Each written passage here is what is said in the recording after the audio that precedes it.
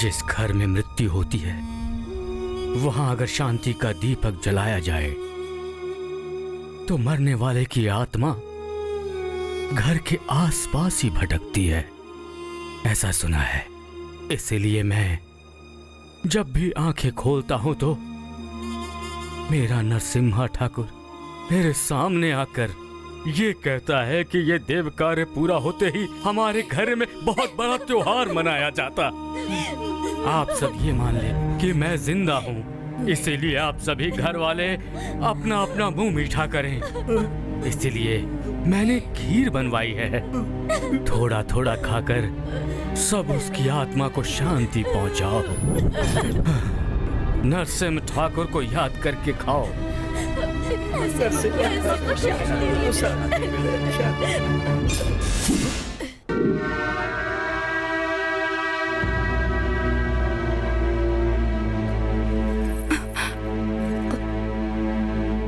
क्या हुआ बेटी, सो रही थी क्या? नहीं चाचा जी, सोच रही थी। मूर्ति की स्थापना के बारे में ही ना? हाँ चाचा जी।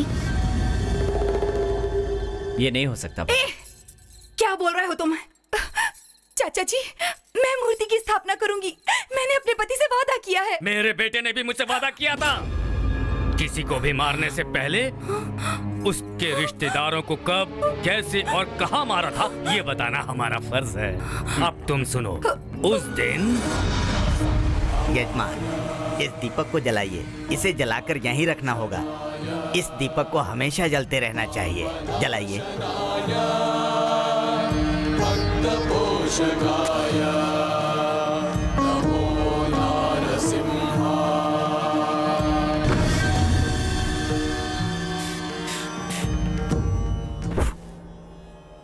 क्या हुआ पंडित जी? यजमान, गलती से ज्योत बुझ गई, इसे दोबारा जला दीजिए। ठीक है।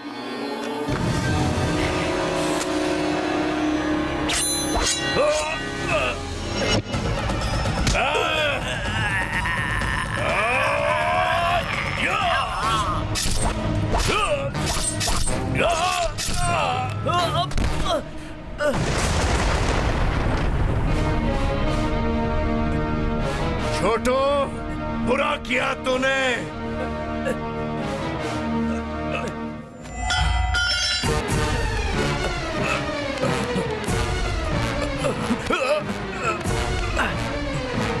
बस बस, अब कुछ मत कीजिए भैया। बस बस थोड़ी देर और सह लीजिए भैया। ये क्या किया भगवान? भगवान, ये सब क्यों किया तूने? सत्ता पाने के लिए या जमीन हड़पने के लिए? सोचा था इस गांव में बदले की भावना खत्म हो गई है, लेकिन वो मेरे ही घर में पनप रही है, ये दिखा दिया तूने। भैया। नरसिम्हा बेटा। चाचा जी ये देखिए। सिर्फ तुझे ही नहीं, उधर देख, राजेंद्र नाथ को भी तेरे साथ ऊपर भेज रहा हूँ। चाचा जी आप भी? हाँ मैं ही हूँ, तेरा चाचा हूँ, तेरा ही चाचा हूँ। मेरी आंखों के सामने पीढ़ियां बदल रही हैं, पर हमारा नसीब नहीं बदल रहा है। वो वैसा का वैसा ही रह गया और तुम लोग गांव वालों से जय जयकार करवा रहे हो। हम आने जाने वाले लोगों का सिर्फ हिसाब किताब ही देखते रहे। मेरा बेटा जब जब तलवार लेकर तेरे पीछे घूमता था तो मेरा कलेजा फटता था, मेरी नसें एक एक करके फटती थी। इसीलिए मैंने तुम्हारी नसें कटवा डाली। और इसीलिए ये सब करने के लिए हम तुमसे अलग नहीं हुए, तुम्हारे घर पर ही रहे। अपने ही घर में कुत्तों की तरह रहते थे हम। पालकी में बैठे हुए भगवान को अगर लोगों के सामने धक्का देकर फेंक दिया जाए तो ऐसा करने वाले की लोग जान ले लेंगे। पालकी पर बैठने वाला ही किसी पालकी पर बैठे हुए आदमी को गिरा सकता है। इसीलिए हम लोग हमेशा तुम्हारे साथ ही रहे। हजारों एकड़ जमीन, करोड़ों की धन दौलत, सोना, शादी, ये सब मेरे होंगे।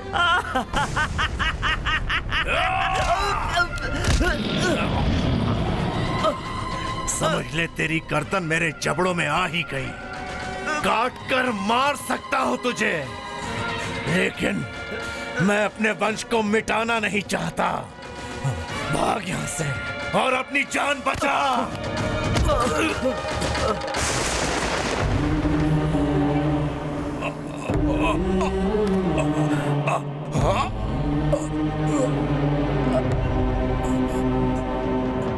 पंचल कोना लक्ष्मी नरसिम्हा स्वामी, इस वंश के लोग ही आपकी स्थापना करेंगे। ये वीर नरसिम्हा ठाकुर दोबारा इस वंश में पैदा होकर आपकी मूर्ति की स्थापना अवश्य करेगा।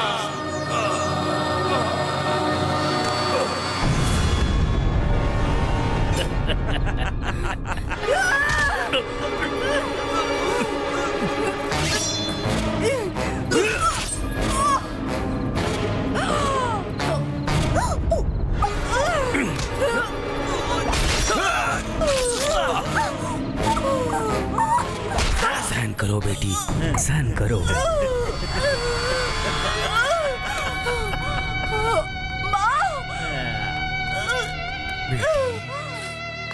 ये सब तुमसे पहले ही ऊपर चले गए हैं बेटी। बेचारे नरसिम्हा ठाकुर को याद करते ऊपर चले गए बेचारे। विश्वासघाती यही है माँ। माँ उठो, उठो ना माँ, उठो माँ, उठो माँ। नानी, नानी उठो, नानी, नानी उठो, नानी उठो ना, नानी।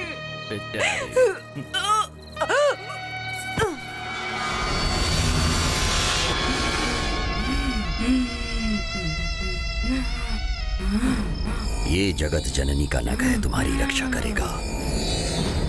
जय माता।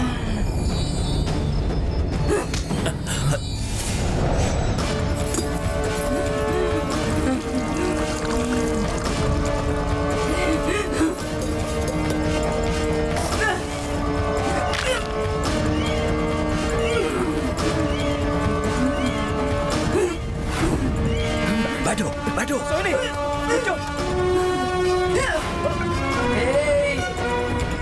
अगर मेरे संकल्प के बीच में किसी ने भी आने की कोशिश की तो उसे ये शरीर नहीं मिलेगा, सिर्फ राख ही मिलेगी। दफा हो जाओ।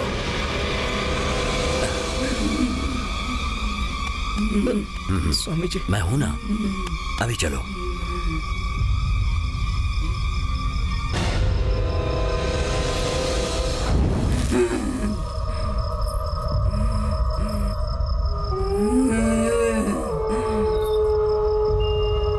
स्वामी जी, तुम्हारी शादी को कितने दिन हुए हैं?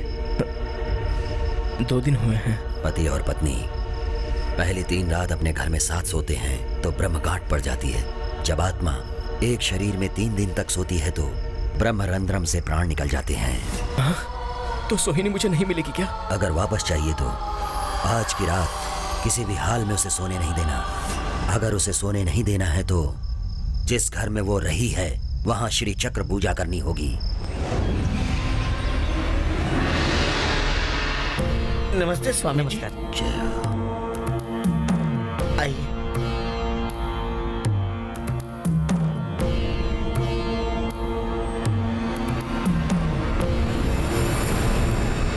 अंतिम बात।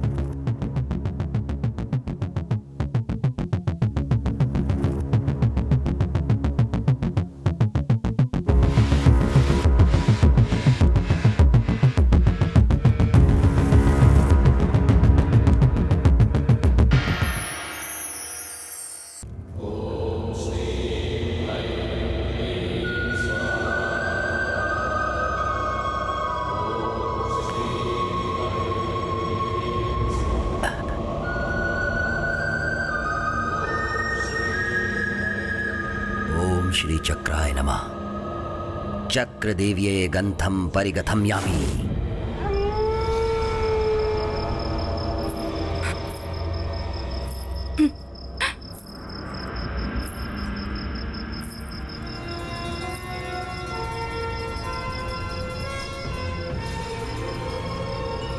बेटी अरुंधति, अपने पति से जो तूने वादा किया था उसे पूरा करने का समय आ गया है।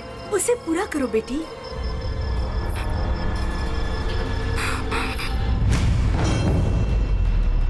अरुंधति, मैं हूं वेंकटाचार्य। आपके वंश से जुड़े उस भगवान की स्थापना की जिम्मेदारी को मेरे पिता ने मुझे सौंपी थी। मूर्ति स्थापना के रुके हुए कार्य को पूरा करने हेतु मैं अपने प्राण हाथ में लेकर प्रतीक्षा कर रहा हूं। पता है क्यों? उस वीर नरसिम्हा ठाकुर जी के पराक्रम को मैं जानता हूं। उस पुनीत कार्य को पूरा करने हेतु आप यहां आई हैं। जब मैंने ये सुना तो मुझे अत्यंत प्रसन्नता की अनुभूति हुई, परंतु वो देव कार्य है, इसीलिए पराये शरीर में बसी आपकी ये आत्मा स्वयं उस कार्य को संपन्न करना चाहती है। ये उचित नहीं। मेरे पति वीर नरसिम्हा ठाकुर के वंश में जन्मे चंदन ठाकुर से ही इस कार्य को संपन्न करवाइए। सारी तैयारियां कीजिए।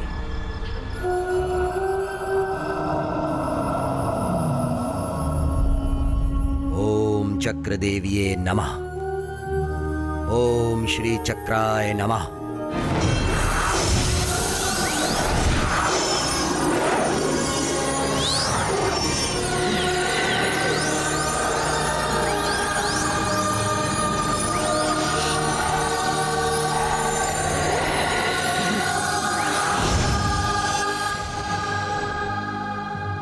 ये लो नरसिम्हा ठाकुर की तलवार। जब तक उसके शरीर के टुकड़े टुकड़े नहीं करोगे, तुम्हारे जीजा की आत्मा को शांति नहीं मिलेगी। अगर किसी वजह से वो तुमसे बच भी गई तो हम उसे नहीं छोड़ेंगे।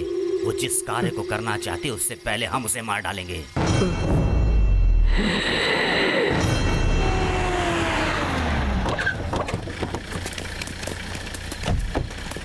रुको, इसे मारने के लिए हम लोग इसके पास जा रहे हैं। ये तो हमारी ओर आ रही है। ये चलो चलो, छुप जाओ। चलो चलो।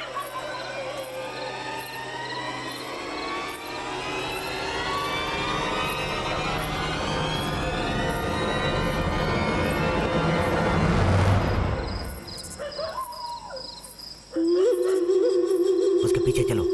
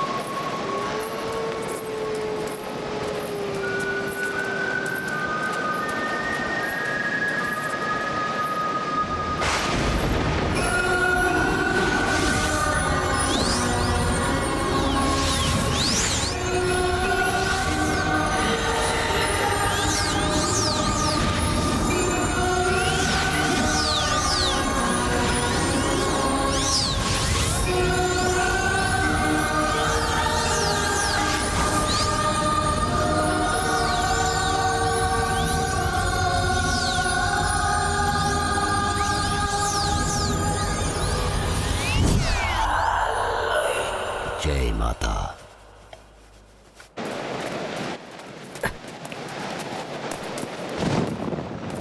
Hey!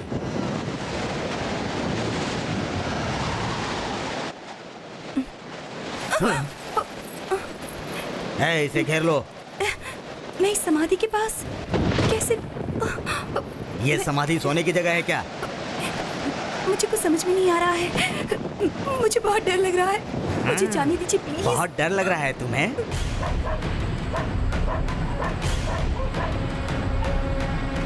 ये लीजिए, पकड़िए इसे।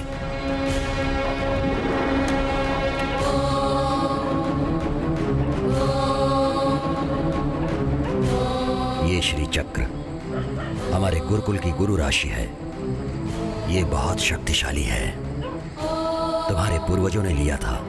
इसे रक्षा कवच के रूप में लिया होगा। इस रक्षा कवच को जिस जगह पर होना चाहिए था उस जगह पर नहीं है। ये भी एक कारण है। इसे ले जाकर यथास्थान पर रख दो। मेरे जीजा को इन्हीं हाथों से मारा था ना? छोड़ो मुझे। लेकिन ये आत्मा हमेशा उस दैव कार्य को पूरा करने के लिए वो तुम्हारी पत्नी के शरीर में कभी भी घुसने की कोशिश करती रहेगी। इस वंश में जन्मे हुए तुम अगर उस दैव कार्य को पूरा करोगे तो इस आत्मा को शांति मिल जाएगी। लेकिन ध्यान रहे, तब तक किसी भी हालात में ये आत्मा बाहर नहीं आनी चाहिए। जी स्वामी जी। इसे संभाल कर ले जाकर नाग पेंचल माता की समाधि से 3 कदम दूर पृथ्वी में गाड़ देना। उसके बाद बिना पीछे मुड़े चले आना। अगर आपसे कोई भूल होती है तो बाहर आई आत्मा को मैं किसी भी तरह रोक नहीं पाऊंगा। स्वयं साक्षात श्री चक्र स्वरूपनी माँ भी तुम लोगों की कोई मदद नहीं कर पाएंगी। संभल कर। जी स्वामी जी। विजयी भव।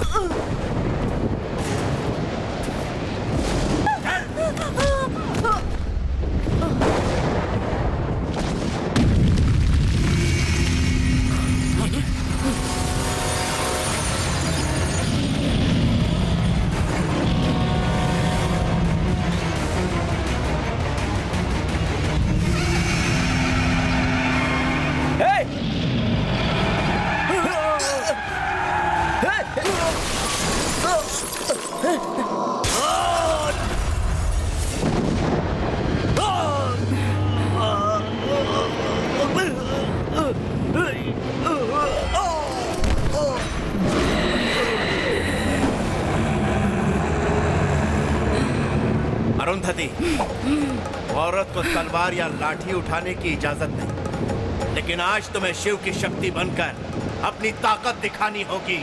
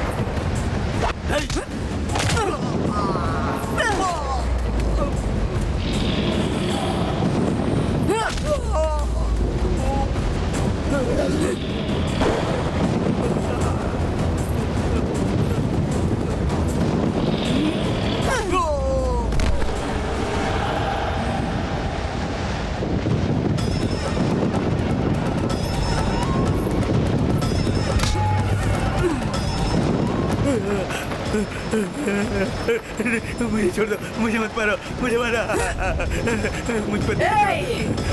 ये वीर नरसिम्हा ठाकुर का लिया हुआ संकल्प है, इसे कोई नहीं रोक सकता। ये होकर ही रहेगा।